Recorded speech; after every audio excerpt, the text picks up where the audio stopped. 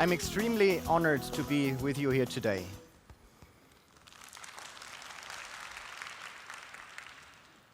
On April 22nd, a very important day happened for me at Google. It's called Bring Your Child to Work Day. On that day, every parent is allowed to bring their children to the workplace across the globe. Why is this important for me? Because on that day, we can learn from our children what inspires them, what is inspirational to them, what they're dreaming about, and they can teach us adults what is possible. On that day, I was showing my child, Jonathan, the team who's working on self-driving cars. Cars which will drive by themselves, and hopefully we will have not any accidents anymore in the future. And when I showed him the car, he said to me, "Daddy, why is the car not flying? My cars at home, they can fly, and they can also swim." So that showed me that kids really can dream the impossible. I also want to show you a distinction between why adults and children are so different. For us as adults, over the years, we basically lose that spark of imagination. We lose our ability to think about the impossible because our education systems, our processes, and regulations are burying, literally, our creative spark. So let's do a comparison. Let's look at a 5-year-old, like my son Jonathan, and let's look at a 44-year-old adult. The 5-year-old is engaged in about 98 creative tasks per day. A 44-year-old, only in 2. A 5-year-old asks about 65 questions per day. An adult asks 6. A 5-year-old laughs about 116 times a day. An adult laughs only about 11 times. So you can see that there is a difference between what children are possible in terms of creative tasks they're doing each day, in terms of questioning the status quo each day, and in terms of laughing and playing and trying out new things, which I think is related to innovation in itself. Because in innovation, we're trying to push the boundaries of what's possible. And we should do that by challenging the status quo, asking a lot of questions, engaging us in creative tasks, and also laugh a lot. So today, I want to introduce you to a couple of cornerstones about our culture at Google, about our people, and what we believe is driving innovation in an organization. But to do that, I want to invite you into a short exercise to bring you back where you actually were a child. Because I believe a beginner's mind sees a lot of opportunities. An expert, only few. So let's take a beginner's mind. I want you to all stand up for a moment. Please all stand up. Thank you very much. Now I want you to take out your phone, which you do, by the way, 150 times per day. So now it's 151. Take out your phones, yes. And now I want you to open your Photos application, where you store all your photos. And I want you to choose one photo which you are very proud of.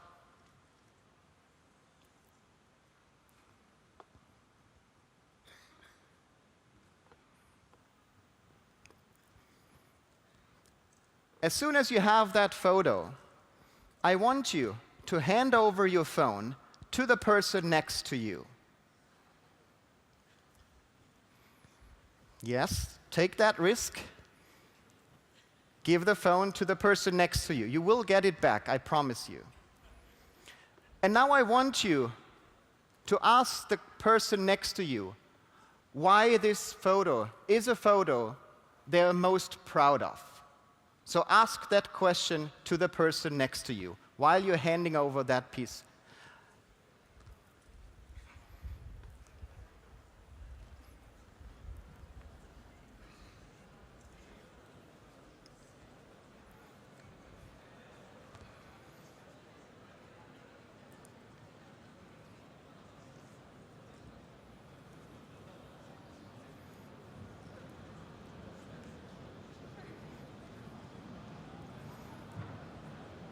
And I can see many smiling faces when they are sharing their moments of pride with each other, but also when they discover their curiosity about somebody else's picture.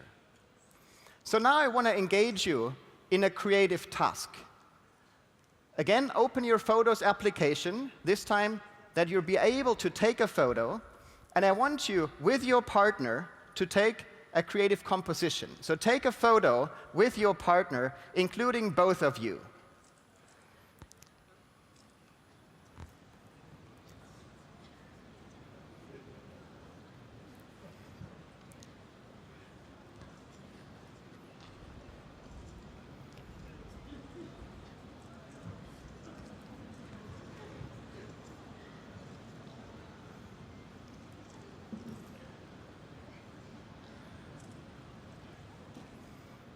Fantastic.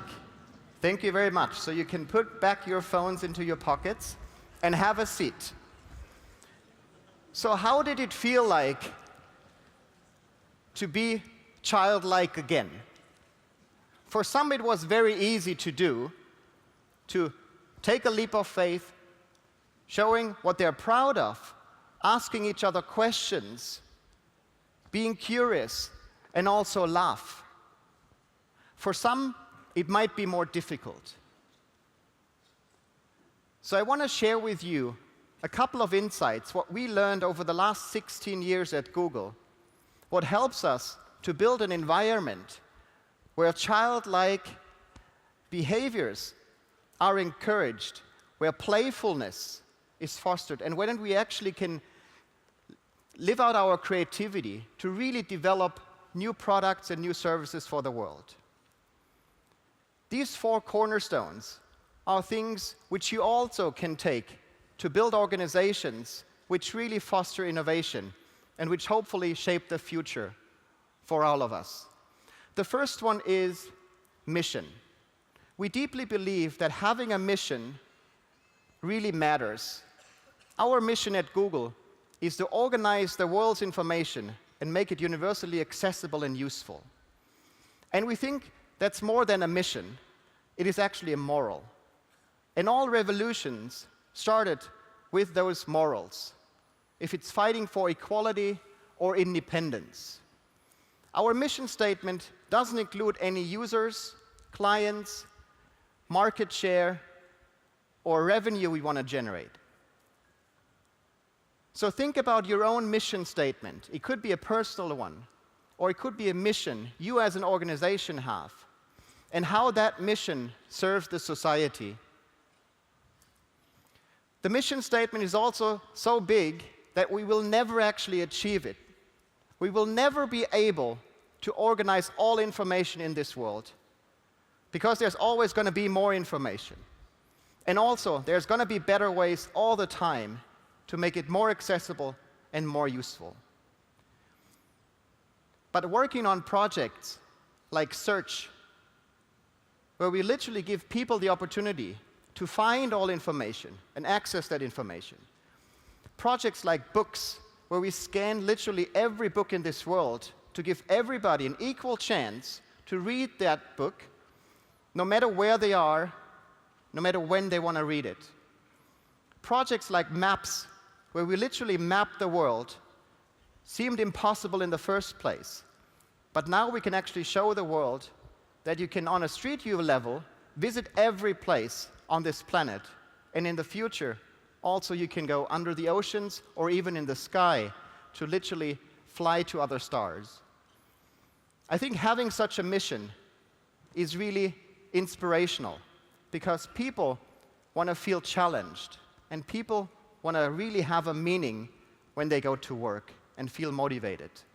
So again, try to think about your mission statement, what you want to achieve in the world, and translate that into something which serves our society for the better. The second cornerstone I want to share with you is about transparency. In our organization, all information is accessible by every employee on their first day when they start in the company. That means you can access roadmaps, product launches, confidential information, but also access each other's calendars or goals, what they're working on. That level of transparency also enables us to have trust. Trust in each other and trusting that everybody is working on the right thing. With that trust also comes responsibility. So the third cornerstone I want to share with you is that we give people a voice.